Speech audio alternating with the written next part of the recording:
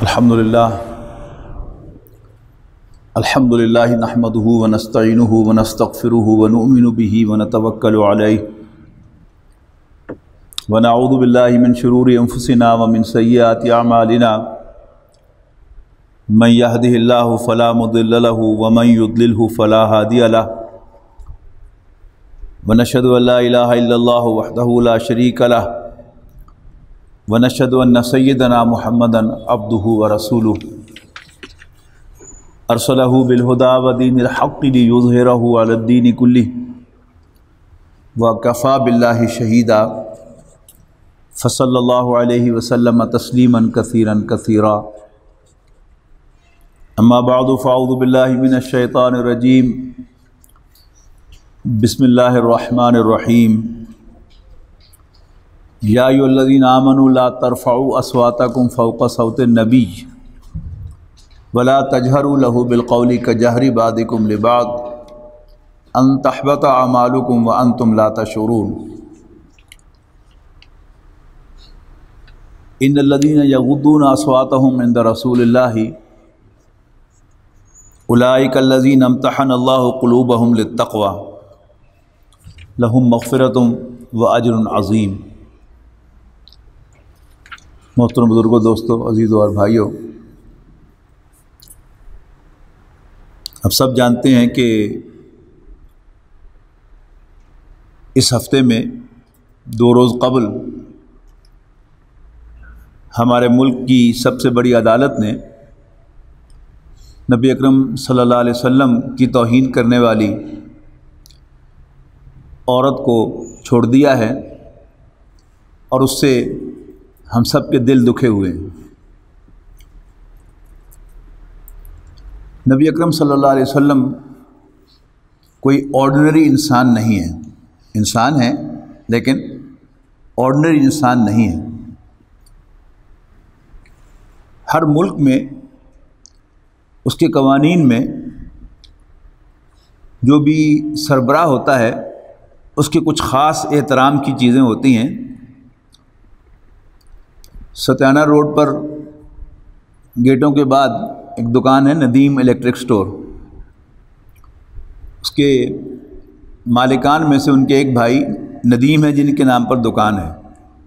ان سے پوچھئے کہ وہ امریکہ میں گرین کارڈ ہولڈر تھے اور کوئی جلوس نکالا اور اس میں انہوں نے امریکی صدر کے خلاف باتیں کی، تو باقاعدہ انہیں ڈیپورٹ کر دیا گیا، اور جج نے کہا کہ ہم برداشت نہیں کر سکتے کہ ہمارے صدر کے خلاف کوئی بات کی جائے۔ حالانکہ وہ اپنے صدر کے بارے میں ہرگز یہ نہیں سمجھتے کہ وہ معصوم ہے، ہرگز نہیں سمجھتے کہ وہ پرفیکٹ ہے، ہرگز نہیں سمجھتے کہ وہ غلطی نہیں کر سکتا، لیکن اللہ تعالیٰ نے ہمیں جو رہنما عطا فرمائے ہیں صلی اللہ علیہ وسلم، وہ ہر شق کے صوبے سے بالا تر اللہ تعالیٰ کے رسول ہیں، وہ معصوم ہیں، وہ پرفیکٹ ہیں، اور ہم کسی بھی صورت ان کی توہین کو برداشت نہیں کر سکتے۔ نبی اکرم صلی اللہ علیہ وسلم کے حوالے سے یہ بات جو سیکولر لوگ ہیں وہ کہتے ہیں کہ حضور صلی اللہ علیہ وسلم تو اپنے دشمنوں کو بھی معاف کرتے تھے۔ تو بڑی خوبصورت بات ایک عالم دین نے کہی کہ اللہ کے رسول اپنے دشمنوں کو معاف کرتے تھے، لیکن صحابہ کرام اللہ کے رسول کے دشمنوں کو معاف نہیں کرتے تھے۔ اللہ کے رسول صلی اللہ علیہ وسلم نے اپنے دشمن کو معاف کیا ہے، لیکن حضرت ابوبکر نے حضور صلی اللہ علیہ وسلم کے دشمن کو کبھی معاف نہیں کیا۔ حضرت عمر نے، حضرت عثمان نے، حضرت علی نے رضی اللہ تعالی عنہم کبھی رسول اللہ صلی اللہ علیہ وسلم کے دشمن کو معاف نہیں کیا۔ جہاں تک اس فیصلے کا تعلق ہے، اس میں غیر معمولی ہوشیاری دکھائی گئی ہے، یعنی سارے کے سارے جو کورٹس کے فیصلے ہیں وہ انگریزی میں لکھے ہوئے ہوتے ہیں، باقاعدہ اس کا ترجمہ جو ہے وہ سوشل میڈیا پر اور عام پبلک کے اندر جو وہ دیا گیا ہے، اور جو دلائل ہیں جن سب کا حاصل یہ ہے کہ جو وکلاء کے پیدا کیے ہوئے شبے ہوتے ہیں ان کی بنیاد پر شک کا فائدہ جو ہے وہ ملزم کو دیا جاتا ہے۔ بلا شبہ یہ نبی اکرم صلی اللہ علیہ وسلم ہی کا دیا ہوا اصول ہے، اور یہ اصول رسول اللہ صلی اللہ علیہ وسلم کے خلاف استعمال نہیں ہو سکتا۔ پہلی بات تو یہ ہے، اور دوسری بات یہ ہے کہ جو دلائل انہوں نے دیے ہیں، جو چیزیں انہوں نے بنائی ہیں، آپ ایک ایک کا تجزیہ کریں تو صاف نظر آتا ہے کہ ایک طرفداری کا معاملہ ہے، پہلے سے طے شدہ ہے کہ یہ چھوڑنا ہے۔ اب اعتراضات کیا ہیں کہ جی جو گواہوں نے بیانات دیے ہیں، ایک گواہ کہتا ہے کہ جی 400 لوگ تھے، دوسرا کہتا ہے 250 لوگ تھے، تیسرا کہتا ہے 100 لوگ تھے۔ اچھا، اب جو گواہ ہوتا ہے اس کے پاس نہ تو کوئی کاؤنٹر ہوتا ہے کہ وہ کاؤنٹ کر سکے، اور ہر کسی کے بس کی بات نہیں ہوتی کہ وہ اسیسمنٹ صحیح کر لے۔ ابھی جمعے کا اجتماع جو ہے ختم ہو تو بعد میں نکلتے ہوئے نمازیوں سے پوچھے کہ کتنے نمازی تھے، بہت کم ہوں گے کہ جو حساب لگا کر بتائیں گے کہ اچھا ایک صف جو ہے اس پہ اتنے نمازی کھڑے ہوتے ہیں اور 7 صفیں تھی تو اتنے نمازی ہوں گے۔ باقی اسی جگہ آپ تجربہ کر کے دیکھ لیجئے، کوئی کہے گا 200 بندہ، کوئی کہے 400 بندہ، کوئی کہے گا 500 بندہ۔ یعنی نبی اکرم صلی اللہ علیہ وسلم کا آخری خطبہ جو ہے حجۃ الوداع کا، اس کے بارے میں جو روایات ہیں وہ 40,000 سے شروع ہوتی ہیں کہ وہ 40,000 کا مجمع تھا، اور 1,24,000 تک وہ فگرز جو ہیں وہ جاتی ہیں۔ کیوں؟ اس کا یہ مطلب نہیں ہے کہ صحابہ کرام معاذ اللہ جھوٹ بول رہے تھے روایت کرنے والے۔ ہر آدمی کی اپنی ایک اسیسمنٹ ہوتی ہے کہ ایک آدمی جو ہے وہ تجربہ کار ہے اور باقاعدہ ٹرینڈ بھی ہے۔ یعنی ہمارے کو انجمن خدام القرآن کراچی، جو کراچی کی قرآن اکیڈمی ہے، اس کے صدر ہوا کرتے تھے، اللہ ان کے غریق رحمت کرے، وہ MSc فزکس تھے۔ تو انہوں نے بتایا کہ جی ہمارے میتھمیٹکس کے پرچے میں سوال آیا تھا کہ کراچی میں کتنے باربر ہیں۔ اب ظاہر ہے کوئی عام آدمی کے اعتبار سے یہ کوئی سوال پوچھنے والا نہیں ہے، لیکن میتھمیٹکس کے اعتبار سے کہ کوئی آدمی کیلکولیٹ کر سکتا ہے کہ نہیں کر سکتا۔ تو انہوں نے بتایا مجھے کہ باقاعدہ یہ ہمارے کورس کا حصہ ہے کیلکولیٹ کرنا، اسیس کرنا کہ فیصل آباد کراچی کی آبادی کتنی ہے، آن ایوریج جو ہیں وہ کتنے لوگ جو ہیں وہ روزانہ شیو کراتے ہیں، کتنے ہفتے میں شیو کراتے ہیں، یعنی اور بال کتنے کٹواتے ہیں۔ یہ سارا حساب کتاب لگا کر اس کو کیلکولیٹ کیا جاتا ہے، اور یہ کیلکولیٹ کر اب ہر آدمی جو ہے وہ تو چونکہ بہرحال MSc خود انہوں نے کی تھی اور میتھمیٹکس پر پرچہ بھی دیا تھا، تو ان کو یہ طریقہ آتا تھا۔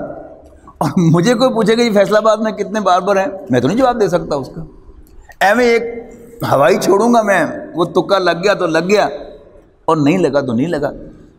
تو گواہ جو ہیں ان کے درمیان میں کوئی کانٹرڈکشن ہے وہ کوئی شک پیدا نہیں کرتی، اگر انسان کی نیت جو ہے وہ درست ہو کہ دیکھنا ہے۔ اور پھر یہ کہ سارے جو تقاضے ہیں کہ پہلے جو ہے اس نے اعتراف کیا اور معافی مانگی، اور اپنے فیصلے میں انہوں نے اس چیز کو کنسیڈر نہیں کیا کہ جو سابق گورنر نے جیل میں جا کر اس سے انگوٹھوں کی تصویر موجود ہے کہ وہ انگوٹھے لگوا رہے ہیں اس سے۔ اب ظاہر ہے کہ کیا یہ چیٹنگ نہیں ہے؟ وہی تو بیان ہے کہ جو کہہ رہا ہے کہ جی بعد میں بیان سے منحرف ہو گئی تھی اور پہلا پریشر کے اندر تھا، یہ دوسرا پریشر کے اندر نہیں تھا۔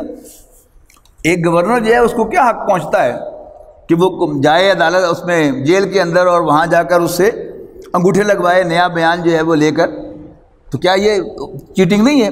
اس کا کوئی ذکر انہوں نے اس میں نہیں کیا کہ ہاں یہ بھی کوئی کانٹرڈکشن جو ہے وہ ہوئی ہے اور یہ بھی اس میں غلطی ہوئی ہے۔ باقی جنرل پرویز مشرف نے جان بوجھ کر یہ چیزیں شامل کروائی تھی تاکہ کسی کے FI درج ہی نہ ہو سکے، لیکن وہ سارے تقاضے بھی اس میں پورے ہوئے ہیں کہ SP جو ہے اس کے ذمہ لگا ہے، اس نے باقاعدہ پوری تحقیق کی ہے اپنے طور پر، اور پھر 5 دن کے بعد اس نے FIR درج کرنے کا حکم دیا ہے۔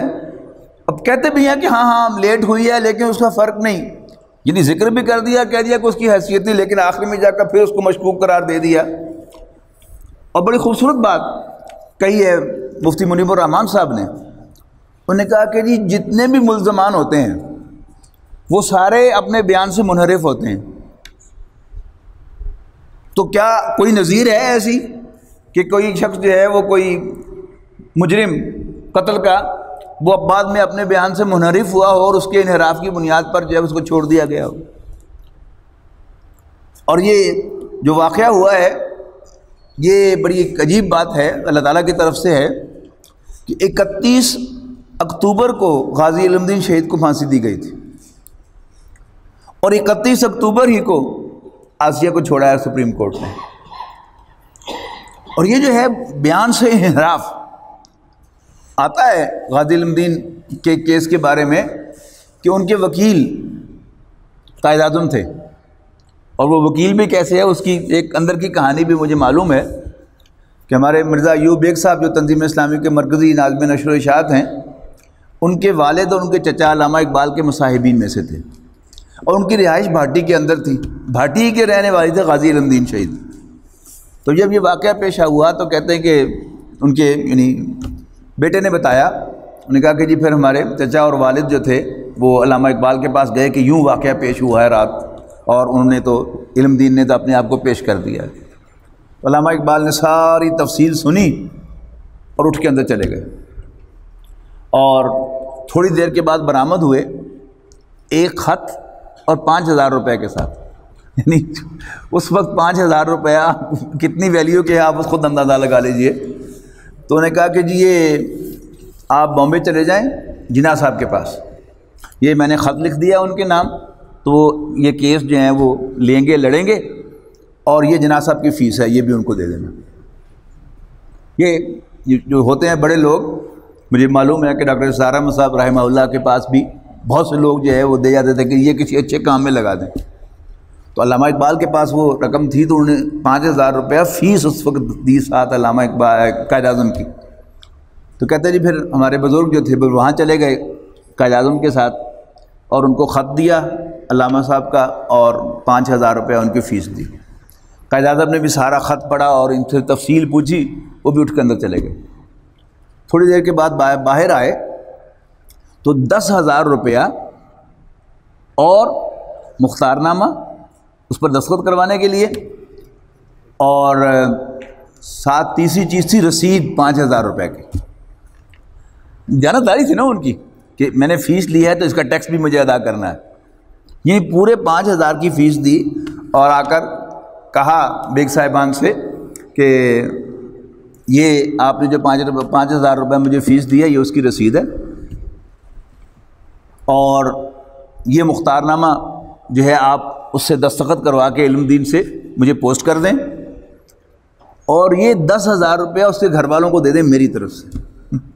یہ نہیں کیا انہوں نے کہ فیس واپس کر دی ہو، فیس وصول کی، اس کی رسید دی، اور پھر اپنے پاس سے 10,000 روپیہ جو ہے وہ اس کے گھر والوں کو دیا۔ اور اس کیس میں قائد اعظم نے غازی علم الدین شہید سے تقاضا کیا تھا کہ بس تم ایک دفعہ یہ کہہ دو کہ میں نے نہیں کیا، پھر میں جانوں میرا کام جانے۔ تو غازی علم الدین شہید نے کہا تھا کہ کیا باتیں کر رہے ہیں جناح صاحب آپ، مجھے تو روز رسول اللہ صلی اللہ علیہ وسلم کی بشارت ہوتی ہے، دیدار ہوتا ہے خواب میں، تو میں یہ اپنی اپرچونٹی چھوڑ دوں آپ کے لیے؟ کوئی مسئلہ نہیں، مجھے شہادت کی موت ملے گی، رسول اللہ صلی اللہ علیہ وسلم میرا انتظار کر رہے ہیں کہ آؤ۔ تو یہ وکیل کے لیے کوئی مسئلہ نہیں ہوتا۔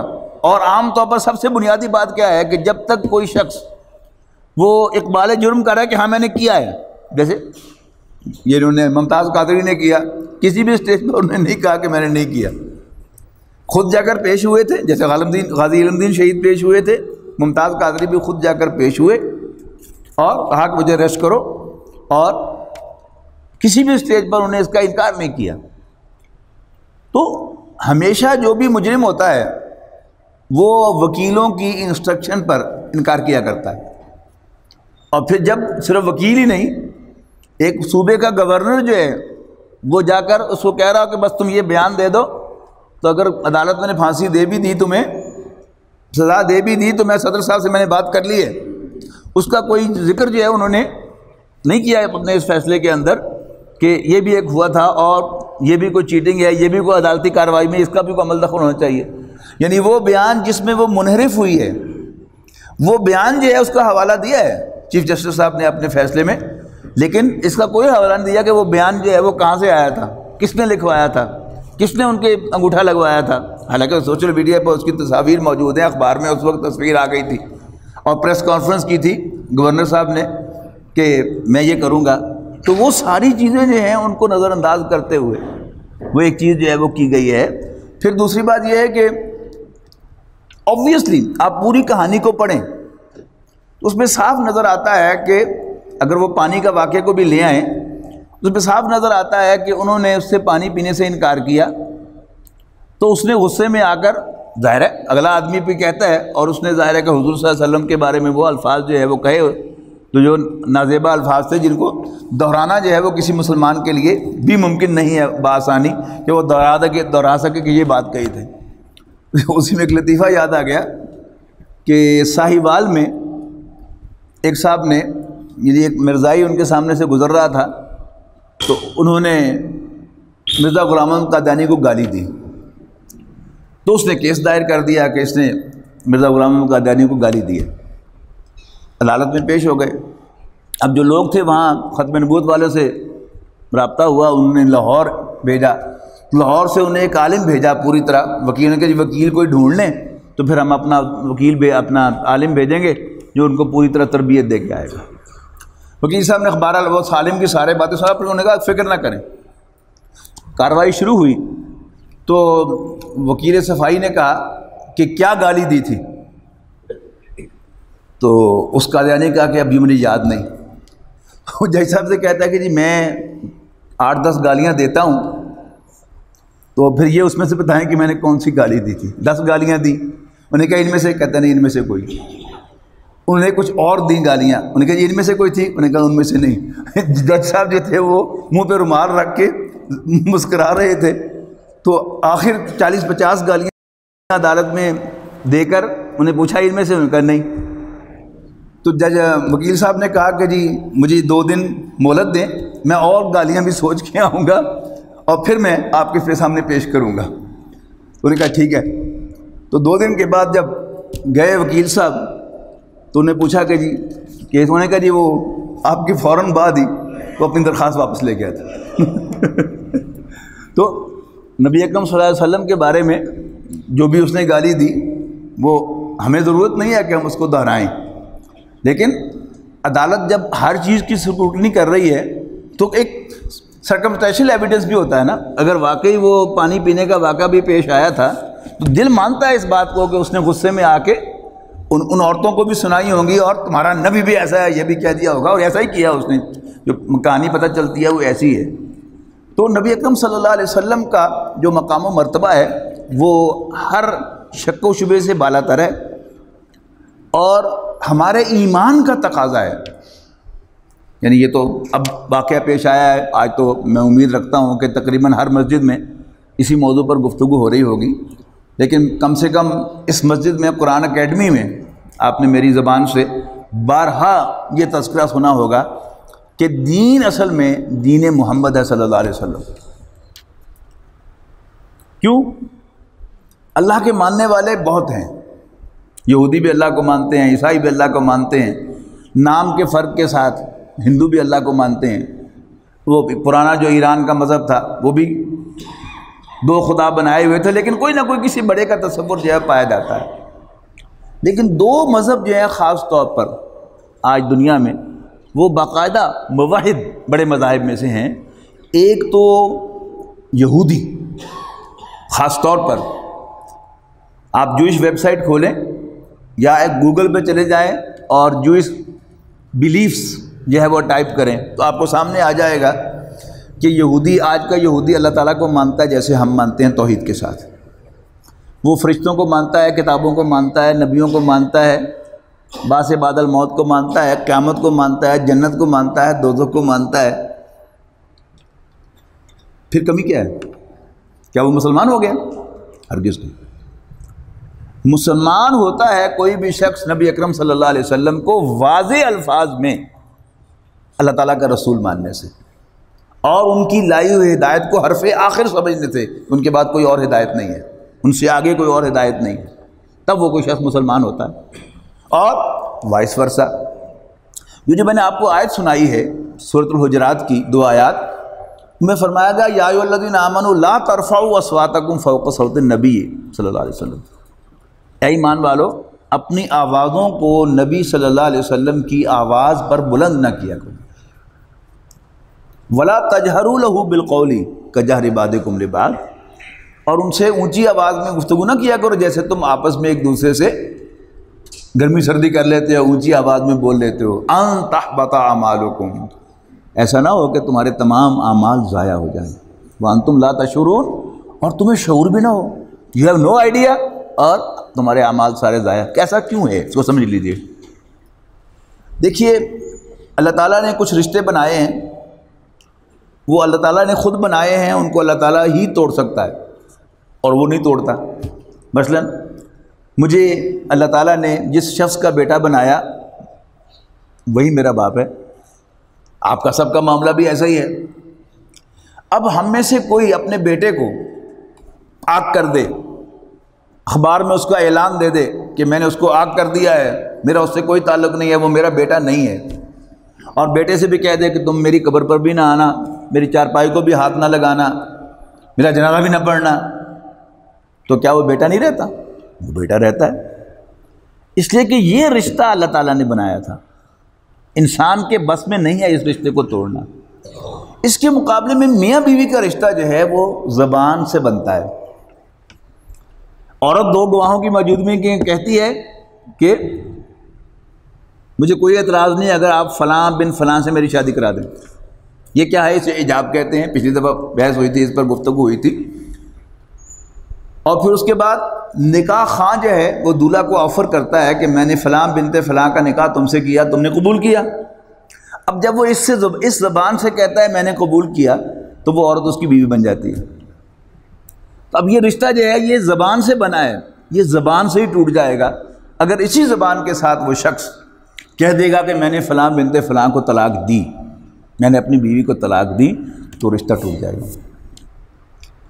نبی اکرم صلی اللہ علیہ وسلم کے ساتھ جو ہمارا رشتہ ہے کہ ہم ان کی امت میں شامل ہوتے ہیں، وہ ہمارے نبی قرار پاتے ہیں، وہ کس سے ہوتا ہے؟ اشہد ان محمد رسول اللہ کہنے سے۔ جب ہمیں سے کوئی شخص کہتا ہے کہ میں گواہی دیتا ہوں کہ حضرت محمد صلی اللہ علیہ وسلم اللہ کے رسول ہیں، تو وہ دائرہ اسلام میں شامل ہو جاتا ہے، حضور صلی اللہ علیہ وسلم کا امتی بن جاتا ہے۔ اور اگر اسی زبان سے جو مرضی الفاظ ہوں جن کا مطلب کیا ہو کہ حضور صلی اللہ علیہ وسلم اللہ کے رسول نہیں ہیں، تو وہ دائرہ اسلام سے خارج ہو جاتا ہے۔ اب زبان میں گرمی سردی، اونچی آواز میں بولنا، یہ کیا ہے؟ یہ انسلٹ ہے۔ لیکن چھوٹا بھائی بڑے بھائی سے اونچے لہجے میں بول لے، وہ بھائی رہتا ہے، اللہ نے بنایا تھا۔ کوئی بیٹا باپ کے سامنے اونچی آواز سے بول پڑے، وہ باپ رہے گا، اس لیے کہ اللہ تعالیٰ نے بنایا تھا۔ لیکن اللہ کے رسول صلی اللہ علیہ وسلم کے سامنے اونچی آواز سے بولنا کا مطلب کیا ہے؟ کہ اس نے رسول اللہ صلی اللہ علیہ وسلم کو اس مقام سے گرا دیا کہ جو اللہ تعالیٰ نے ان کو عطا کیا تھا، جس کا اس نے پہلے اعتراف کیا تھا، اب اس نے اس کا انکار کر دیا۔ اور ہم سب جانتے ہیں یہ دین کا کوئی علم نہ ہو، لیکن ہر مسلمان یہ جانتا ہے کہ کوئی عمل قابل قبول نہیں ہے بغیر ایمان کے۔ اب چونکہ ایمان نکل گیا تو سب کچھ ملٹیپلائڈ بائی 0 ہو گیا۔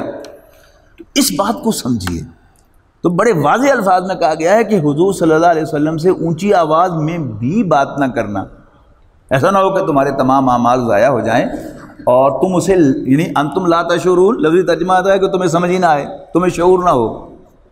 میں اس کا ایک آسان محاورے میں کہہ رہا ہوں، اور تم اس کو لائٹلی لو کہ اونچی بولے ہیں نا، نہیں۔ اللہ کے نبی صلی اللہ علیہ وسلم کے سامنے اونچی بولنے سے انسان کا ایمان چلا جاتا ہے۔ اب نبی اکرم صلی اللہ علیہ وسلم بنفس نفیس ہم میں موجود نہیں ہیں، لیکن آپ کی سیرت ہے، آپ کی سنت ہے، ٹھیک ہے نا؟ تو سیرت و سنت جو ہے وہ اس بات کی خبر دیتی ہے کہ حضور صلی اللہ علیہ وسلم نے یہ کیا، یہ فرمایا، ایسا کیا، ایسا کیا۔ اب اگر ہم میں سے کوئی شخص اشارے کنایے میں بھی حضور صلی اللہ علیہ وسلم کے کسی ایکٹ پر تنقید کرے گا، اس کا ایمان جاتا رہے۔ لہذا بہت زیادہ احتیاط کی ضرورت ہے رسول اللہ صلی اللہ علیہ وسلم کے بارے میں۔ حضرت خدیجہ رضی اللہ تعالی عنہا کا نکاح رسول اللہ صلی اللہ علیہ وسلم کے ساتھ، اس کی بھی میں تفصیل آپ کو بتانا چاہتا ہوں کہ ایسا معلوم ہوتا ہے کہ اس طرح کی کوئی بات جو ہے اس نے کی تھی آسیہ نے، وہ بھی ہم آپ کو واضح کر دوں، پڑھیے تفصیل پوری اس کی۔ نبی اکرم صلی اللہ علیہ وسلم ظاہر ہے کہ ایک شریف نوجوان، اس کو کن لڑکیوں کا تعارف ہوتا ہے، حاصل ہوتا ہے؟ اپنی کزنوں کا۔ ادھر ادھر تو وہ جاتا نہیں، بچپن میں جن کے ساتھ کھیلا، جن کے ساتھ پرورش پائی، جوان ہوا، ان کو وہ جانتا ہوتا ہے۔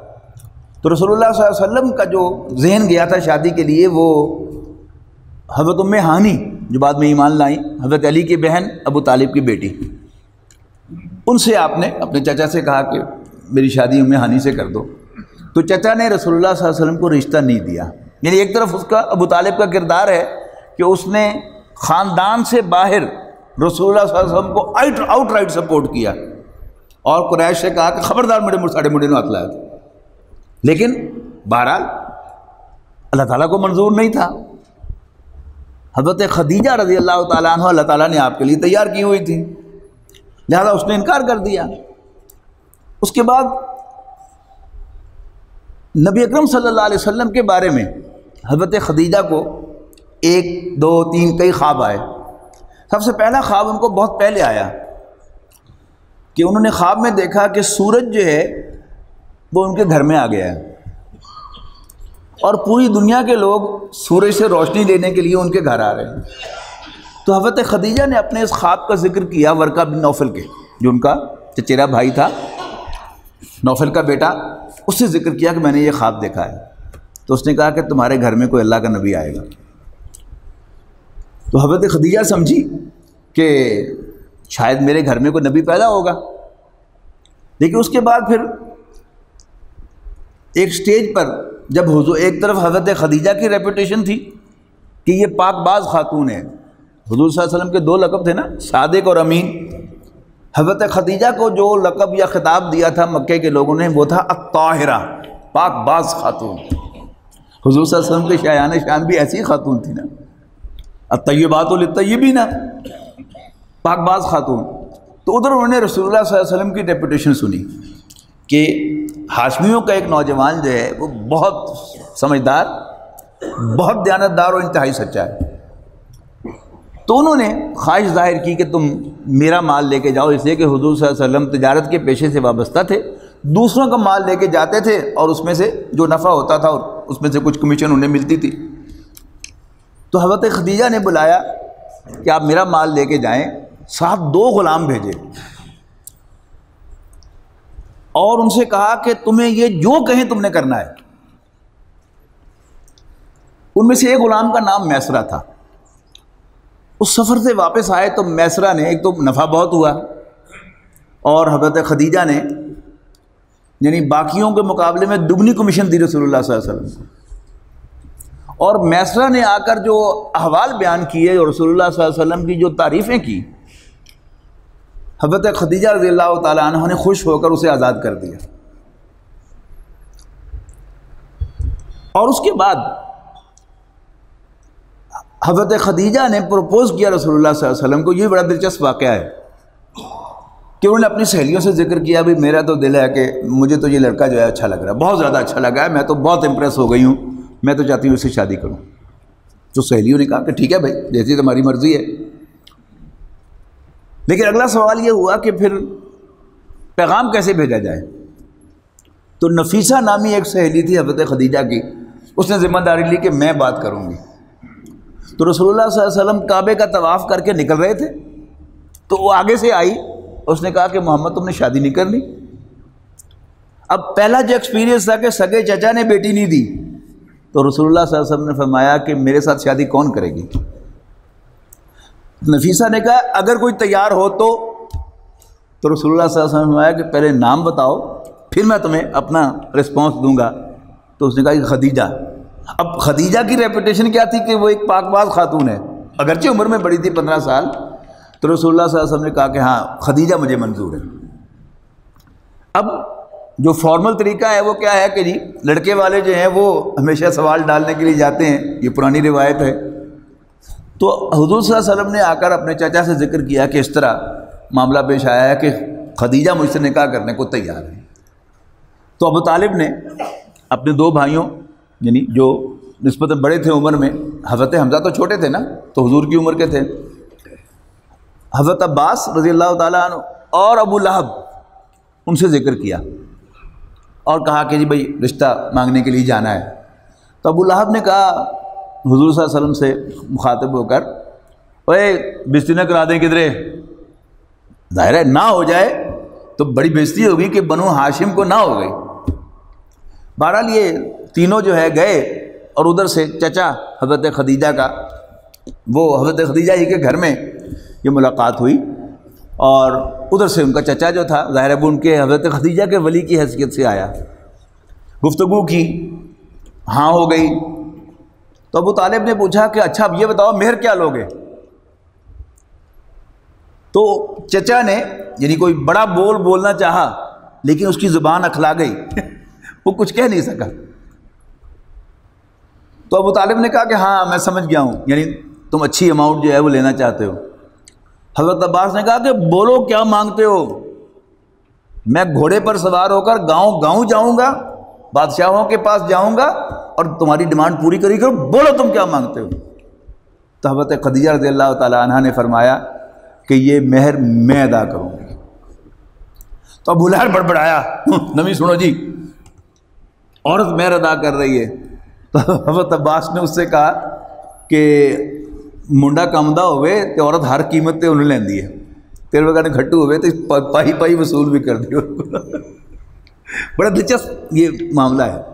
بہرحال بات پکی ہو گئی، نکاح کی تاریخ طے ہو گئی۔ اب نکاح کے لیے آتا ہے کہ ابو طالب جو عید پہ جوڑا پہنتے ہیں، یعنی سب سے زیادہ جو خوبصورت اور اہم جوڑا ہے ایک مکے کے ایک بڑے سردار کا، وہ پہن کر جو ہے وہ آئے، اور ساتھ وہی حضرت عباس اور ابو لہب بھی تھا۔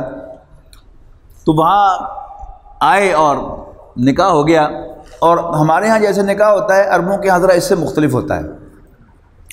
ایک لندن میں ایک نکاح دیکھا تھا، وہ صہیب حسن صاحب نے پڑھایا تھا، تو انہوں نے لڑکی کے والد اور دولہا دونوں کا ہاتھ ملوایا، اور جو لڑکی کا والد ہے اس کا ولی ہے، اس نے کہا کہ میں اپنی بیٹی فلاں بنت فلاں کو تمہارے نکاح میں دیتا ہوں، اور لڑکے نے کہا قبل تو میں نے قبول کیا، بس نکاح ہو گیا۔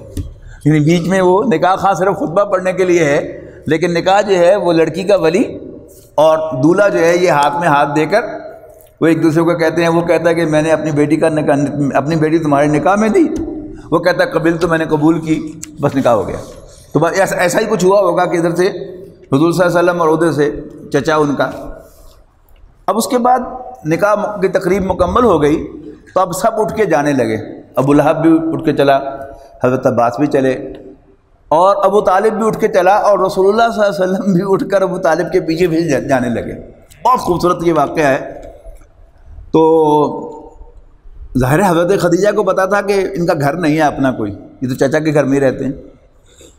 تو جب حضور صلی اللہ علیہ وسلم اٹھ کے پیچھے جانے لگے تو حضرت خدیجہ نے حضور صلی اللہ علیہ وسلم سے کہا اپنے گھر کی طرف اشارہ کر کے، اب الا بیتک، اپنے گھر چلیے، فبیتی بیتک، میرا گھر آپ کا گھر ہے، اور اس کے بعد فرمایا انی جاریتک، میں آپ کی کنیز ہوں۔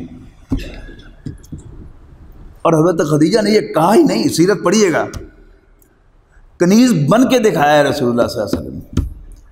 یعنی اتنی متمول کھاتی پیتی خاتون، مکے کی سب سے امیر خاتون۔ لیکن آپ پڑھتے ہیں نا کہ جب حضور صلی اللہ علیہ وسلم غار حرا پر جاتے تھے تنہائی میں وہاں اللہ کو یاد کرنے کے لیے، اور غار حرا کی خاص بات جو تھی وہ یہ تھی کہ وہاں سے کعبہ نظر آتا تھا، تو وہاں وہ 1000 سیڑھیاں چڑھ کے اب آپ جاتے ہیں، اس وقت سیڑھیاں بھی نہیں تھی، وہاں حضرت خدیجہ بالکل کنیزوں کی طرح کھجوریں اور زمزم پہنچایا کرتی تھیں۔ تو میں تو جب سے یہ واقعہ پڑھا ہے میں بہت محظوظ ہوا ہوں، ان کے یہ 3 جملے جو ہیں مجھے بہت پسند آئے ہیں، الا بیتک فبیتی بیتک وانی جاریتک، اپنے گھر چلیے، میرا گھر ہی آپ کا گھر ہے اور میں آپ کی کنیز ہوں۔ تو اللہ تعالیٰ نے حضرت خدیجہ رضی اللہ تعالیٰ عنہ کی شکل میں ایک تحفہ دیا تھا رسول اللہ صلی اللہ علیہ وسلم کو، اور نبی اکرم صلی اللہ علیہ وسلم کو جو سکون اور جو سپورٹ حضرت خدیجہ کی طرف سے حاصل ہوئی وہ اللہ تعالیٰ کے خاص احسانات میں سے ایک احسان تھا۔ اللہ تعالیٰ کو پتا تھا کہ میں نے ان کو نبی بنانا ہے، اور میں تو سوچتا ہوں کہ اگر واقعی کوئی ینگ لڑکی سے ام ہانی ہی ہوتی، اور جس طرح حضور صلی اللہ علیہ وسلم پہلی وحی کے بعد کانپتے ہوئے آئے تھے، زملونی زملونی، مجھے سردی لگ رہی ہے، مجھے کمبل اڑا دو کمبل اڑا دو، تو حضرت خدیجہ نے کمبل انہیں پیش کیا. پھر آپ بیٹھے تھے تو ایک دم آپ ڈر گئے، پھر تو حضرت خدیجہ نے پوچھا کیا ہوا؟ آپ نے کہا پھر وہی شکل مجھے نظر آ رہی ہے وہی. تو حضرت خدیجہ رسول اللہ صلی اللہ علیہ وسلم کے قریب ہوئی، جیسے میاں بیوی ایک دوسرے کے قریب ہوتے ہیں، اور پھر پوچھا آپ دیکھیے نظر آ رہا ہے؟ آپ نے فرمایا نہیں. تو یہ حضور صلی اللہ علیہ وسلم کو تسلی دی، اس کا مطلب ہے کہ وہ کوئی فرشتہ ہے جو شرما گیا. اگر کوئی شیطان یا جن ہوتا تو وہ ہمیں اس حالت میں دیکھ کے انجوائے کرتا، یہ جو غائب ہو گیا ہے اس کا مطلب ہے کہ وہ فرشتہ ہے. یعنی اتنی میچور رسپانس حضرت خدیجہ رضی اللہ تعالیٰ عنہا کی کہ نبی اکرم صلی اللہ علیہ وسلم کے لیے، میں تو کہتا ہوں کہ اللہ تعالیٰ نے حضرت خدیجہ رضی اللہ تعالیٰ عنہ کو جو 2 دفعہ بیوہ کرایا تھا وہ بھی اس لیے تھا. بعض لوگ اس کو اچھا نہیں سمجھتے میری اس بات کو، لیکن میں اپنے دل کی بات آپ سے کہہ رہا ہوں کہ اللہ تعالیٰ نے 2 دفعہ بیوہ کروا کر حضرت خدیجہ کو ٹرینڈ کیا کہ شوہر کی خدمت کیسے کی جاتی ہے، شوہر کی ریکوائرمنٹس کیا ہیں، اور اس کو کیسے خوش کیا جا سکتا ہے. تو تربیت یافتہ خاتون اللہ تعالیٰ نے رسول اللہ صلی اللہ علیہ وسلم کی زوجیت میں دلائی. تو اس پر کوئی کہے کہ معاذ اللہ رسول اللہ صلی اللہ علیہ وسلم حضرت خدیجہ کے مال کی وجہ سے ان سے شادی کر رہے تھے، ایسی بات ہرگز نہیں ہے. تفصیل پڑھیں آپ، مشکل نہیں ہے. آپ تو گوگل پہ چلے جائیں، حضرت خدیجہ آپ ٹائپ کریں، آپ کو یہ ساری تفاصیل جو ہیں مل جائیں گی. حضور صلی اللہ علیہ وسلم کا نکاح، پہلا نکاح ٹائپ کریں گے تو پھر بھی شاید مل جائے گی. تو رسول اللہ صلی اللہ علیہ وسلم کو اللہ تعالیٰ نے اپنا پیغمبر بنانا تھا، اور اس کے لیے ہر فیسلٹی جو آپ کو دی ہے. میں تو یہاں تک سوچتا ہوں کہ حضور صلی اللہ علیہ وسلم کے والد کو آپ نے اٹھا لیا، آپ کی والدہ کو بھی اٹھا لیا. ہمارے لیے ایک بڑی محرومی کی بات ہے کہ ہم تو سمجھتے ہیں نا کہ حضور یتیم ہو گئے، کیونکہ اللہ تعالیٰ کی طرف سے ہم معجوب ہیں. لیکن ہمارے ایمان کا تقاضا کیا ہے کہ کوئی حادثہ پیش نہیں آتا اس دنیا میں. یہ سب کام اللہ تعالیٰ کرتا ہے. یعنی سارے انبیاء کی سیرت آپ پڑھ لیں، یہاں تک کہ آپ اپنی زندگی میں جھانک کر دیکھ لیں، ذرا پیچھے ایک نظر ڈال کے دیکھیں. آج میں اور آپ جس حال میں ہیں، اللہ تعالیٰ کے کئی احسانات ہیں پیچھے جن کو بظاہر ہم نے سمجھا تھا کہ یہ تو بڑی زیادتی ہو گئی ہمارے ساتھ. ابو طالب جب بنو ہاشم کے سربراہ تھے تو نبی اکرم صلی اللہ علیہ وسلم پر وحی کا آغاز ہوا ہے. کیوں؟ جتنے مضبوط وہ ثابت ہوئے ہیں حضور صلی اللہ علیہ وسلم کی سپورٹ میں. شاید اگر حضور کے والد عبداللہ بھی زندہ ہوتے تو شاید وہ اتنی آؤٹ رائٹ سپورٹ نہ دے سکتے. تو اللہ تعالیٰ کے اپنے کام ہیں. حضرت یوسف علیہ السلام کے واقعے میں آپ دیکھیں کہ حضرت یوسف علیہ السلام، ہم تو سمجھتے ہیں نا کہ بھائیوں نے کنویں میں پھینک دیا. میں کہتا ہوں اللہ تعالیٰ نے حضرت یوسف علیہ السلام کو کنویں میں پھینکوا دیا اور وہاں سے نکلوا کر غلام بنوا دیا، اور پھر غلام بنا کر کہاں بھیجا؟ ایک وزیر کے گھر میں بھیجا. اور پھر دوسرا جسے ہم کہیں گے کہ کاش کہ ایسا نہ ہوتا. اللہ تعالیٰ کی پلاننگ میں ایسے تھا کہ اس پر الزام لگے گا کہ اس نے اپنے مالک کی بیوی کی طرف پر دست درازی کی ہے، اور اس ذریعے سے اللہ تعالیٰ نے جیل بھیجا. جیل میں ملاقات کرائی، وہاں اور 2 ساتھیوں سے جو بادشاہ کے محل کے ملازم تھے یا غلام تھے، جنہیں ایک سازش کے سلسلے میں گرفتار کیا گیا تھا، ان دونوں کو خواب دکھایا، حضرت یوسف سے تعبیر دلوائی، اور جو آزاد ہونے والا تھا اس سے حضرت یوسف نے کہا کہ میرا ذکر کرنا اپنے مالک سے، لیکن شیطان نے اس کو بلوا دیا. اور شیطان بھی خود آزاد تو نہیں ہے، اللہ تعالیٰ کی جو اوور آل سپرویژن ہے وہ شامل ہے. اور 7 سال کے بعد جب حضرت یوسف علیہ السلام بادشاہ کی لیڈ بنے تب اس کو یاد آیا. معلوم ہے قصہ آپ کو کہ بادشاہ نے بھی ایک خواب دیکھا، بڑا عجیب و غریب سا خواب تھا. تو اس نے اپنے درباریوں سے کہا کہ اگر خوابوں کی تعبیر جانتے ہو تو بتاؤ مجھے میرے خواب کی تعبیر. درباریوں نے کہا نہیں سر، یہ پٹھے سے خوابوں کی کوئی تعبیر نہیں ہوتی. اس کو فوراً یاد آیا وہ جو شراب پلا رہا تھا باپ دربار کے اندر، اسے یاد آیا. انہوں نے کہا چھوڑو انہوں بادشاہ سلامت، آپ مجھے ایک دفعہ جیل کا چکر لگوا دیں، تعبیر میں آپ کو لا دوں گا. اور تعبیر لا کے دے دی.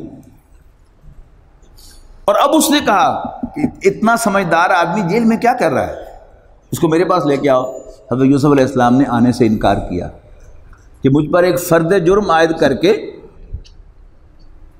بڑا گھٹیا الزام لگا کر مجھے جیل میں ڈالا گیا تھا. پہلے صفائی ہو کہ واقعی میں مجرم ہوں تو پھر مجھے جیل کاٹنی چاہیے، سزا بھگتنی چاہیے. اور اگر میں مجرم نہیں ہوں پہلے یہ بات واضح ہونی چاہیے کہ میں مجرم نہیں ہوں.